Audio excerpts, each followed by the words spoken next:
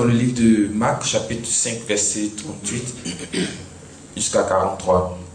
Marc, chapitre 5, verset 38 à 43.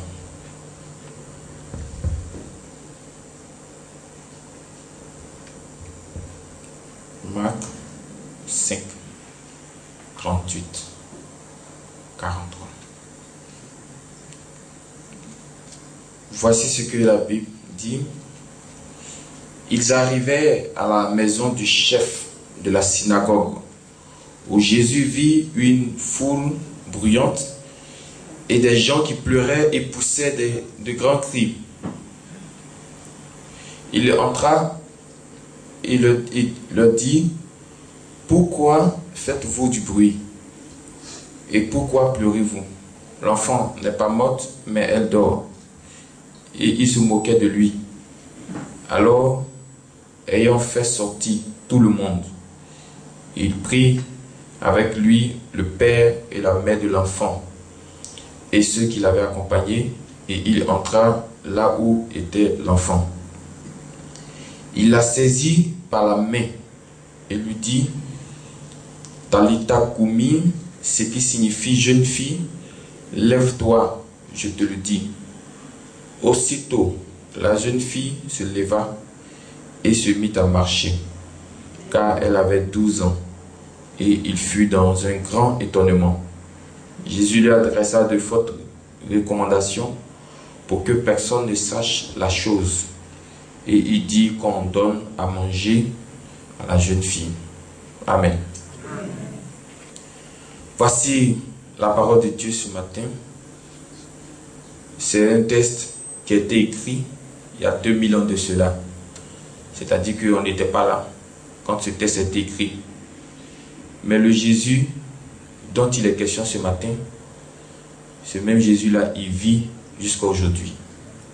Ce même Jésus de la Bible, de l'Ancien Testament comme du Nouveau Testament, est le même aujourd'hui. Alléluia. Le même Jésus qui a guéri la jeune fille tout à l'heure dans ce passage est le même Jésus qui viendra encore ce matin te guérir. Voici une jeune fille de 12 ans qui a perdu la vie. Et la jeune fille de 12 ans, son papa est pasteur. Parce que quand on dit chef de synagogue, ça veut dire, dans notre thème d'aujourd'hui, pasteur. Mais si vous voulez, homme de Dieu. Mais face à la situation de sa fille, il était impuissant. C'était au-dessus de ses moyens, c'était au-dessus de ses forces. Il a fallu que Jésus vienne pour régler la situation. Alors le monsieur, quand la fille est décédée, voici sa maison qui est envahie de monde, qui est envahie de foule, peut-être parce qu'il est chef. Et vous allez trouver que dans cette foule, peut-être la personne même qui l'a tué, elle est là-dedans. Il y a du monde dans toutes les pièces de la maison du monsieur. Et c'est comme cela qu'ils sont allés chercher Jésus. Ah, voici la jeune fille est décédée. On sait que tu as guéri Lazare, on sait que tu as guéri Bartimée, on sait que tu as fait beaucoup de choses. Et nous savons encore que aujourd'hui tu peux faire quelque chose pour cette jeune fille-là. Et même quand Jésus était en chemin, parce que c'est dans ce même passage-là que nous apprenons la femme qui avait la perte de sang depuis 12 ans. C'est pendant que Jésus partait guérir la jeune fille que la femme l'a touchée par derrière. Donc quelqu'un va dire peut-être elle a diminué le pouvoir de Jésus. Ou bien elle a pris un peu dans le pouvoir de Jésus. Jésus, son pouvoir ne diminue pas. Alléluia. Même si vous êtes 1000 devant lui, qui dit vous tous les 1000 là, il va vous faire du bien, il vous fera du bien. Gloire à Dieu. Si vous voyez que souvent Jésus peut toucher ton voisin et puis toi il te saute, c'est parce que peut-être ton temps n'est pas encore arrivé, ou bien soit on n'a pas les mêmes dispositions de cœur. Sinon, si Jésus dit que tous ceux qui sont dans la salle là, avant de sortir, vous avez votre miracle, vous avez votre miracle. Le nombre ne peut pas l'influencer. Le nombre ne peut pas le gêner. Donc malgré que la femme qui avait la perte de sang l'a touché sur la route, il n'a pas dit oh vraiment j'avais gardé le pouvoir là pour aller guérir la fille là. Bon, comme tu m'as touché, on va remettre ça demain. Alléluia. Amen. Pas question. On s'en va seulement. Ou on va guérir là, on va aller guérir là-bas aujourd'hui. Et Jésus s'en va. Maintenant, arrivé au lieu, Jésus se rend compte qu'il y a du monde, des gens qui crient, des gens qui pleurent, qui se lamentent. Jésus dit, mais la jeune fille là, elle n'est pas morte, elle dort. Et les gens commencent à se moquer de lui. Et je sais que nous aussi, certains se moquent de nous. Parce que quand vous avez des situations difficiles, et puis on vous dit Jésus va faire là, peut-être dans ton cœur tu es assis là, tu dis là, est-ce qu'il sait comment mon problème ça s'est même. Quand tu viens voir l'homme de Dieu, puis tu dis prends ta joie là, tu dis est-ce que le monsieur là ça va dans sa tête? Alléluia. Donc ils se sont moqués de Jésus, c'est normal que nous aussi on se moque de nous. Mais ce qui m'a impressionné, ce qui m'a touché, c'est que quand Jésus est venu, il dit pourquoi vous faites ces bruits là? Ce matin je vais parler du bruit qu'on fait quand on a des problèmes. Parce que c'est à cause de ces bruits-là que tout le monde connaît ton problème. C'est à cause de ces bruits-là que tout le monde sait ce que tu vis. Sinon, ils ne sont pas chez toi à la maison, mais comment il faut pour savoir que tu manges une fois à la maison? C'est parce que tu as fait du bruit. Il dit, pourquoi vous faites des bruits? C'est vrai, c'est difficile au travail. C'est vrai, c'est difficile à la maison. C'est vrai, c'est difficile dans le foyer, mais tu n'as pas besoin de faire des bruits. Alléluia. Les bruits là, ça va peut-être amener les gens à te dire Yako, ça va amener les gens à te dire oh vraiment, c'est pas facile, prends courage, mais ça ne peut pas te donner la solution. Alléluia. Il a dit à ces personnes-là, mais pourquoi vous faites du bruit? Et c'est dans le quotidien de l'homme. Quand l'homme a des problèmes, quand l'homme a un souci, automatiquement il commence à se lamenter. Jusqu'à ce que tout le monde soit informé. Jusqu'à ce que tout le monde soit alerté. Alors que plus les gens sont alertés, plus ton problème est en train de durcir, c'est en train de devenir encore plus compliqué. Alléluia. Parce que ce n'est pas toutes les pensées qui vont chercher à te sauver. Ce n'est pas toutes les langues qui vont chercher à parler en ta faveur. Alléluia. Donc ce matin, Dieu veut te dire à travers ce message, à travers ce texte, que quand tu as un problème, ce n'est pas forcé de faire du bruit. Ce n'est pas obligé d'en parler. Alléluia.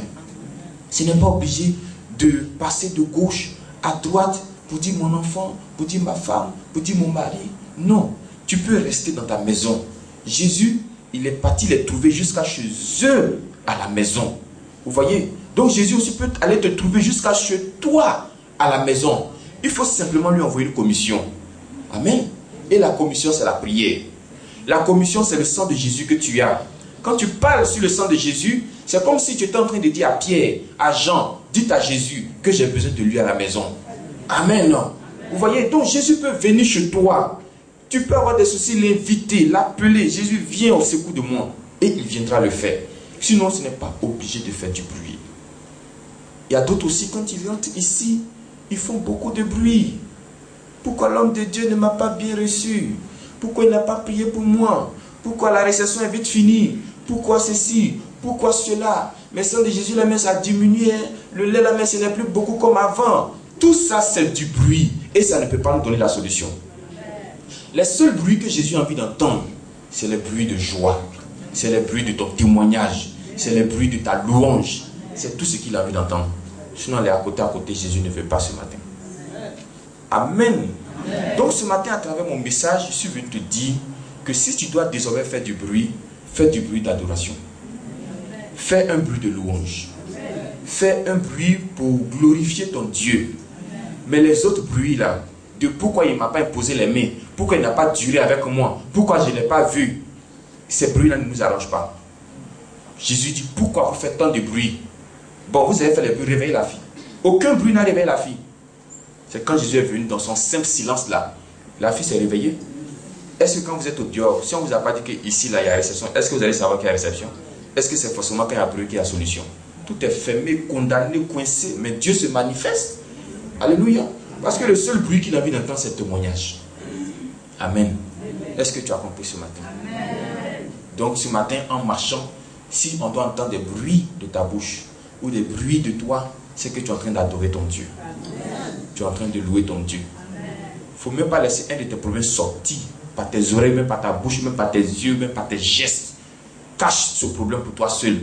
Si tu n'as pas encore croisé Jésus, ça c'est un autre cas. Mais une fois que tu as croisé Jésus et que tu lui as donné ton problème, tu lui as donné ta situation, alors tu te dis que ton dossier sur sa table, tu ne fais plus de bruit, tu n'es plus inquiet, tu attends maintenant la main de Jésus. Alléluia. Donc que Dieu nous bénisse ce matin. S'il y a des mauvais bruits dans nos maisons, que Jésus lui-même il enlève ces bruits. Voilà, s'il y a des bruits aussi dans nos comportements, s'il y a des bruits dans notre façon de parler, que Jésus enlève ces bruits-là. Amen. Tout le monde n'est pas obligé d'entendre les problèmes de ta famille, les problèmes de ton argent. Ça, c'est pour Jésus lui seul. Et c'est pour le Dieu de Papa Florian. Amen. Que Dieu te bénisse encore au nom de Jésus.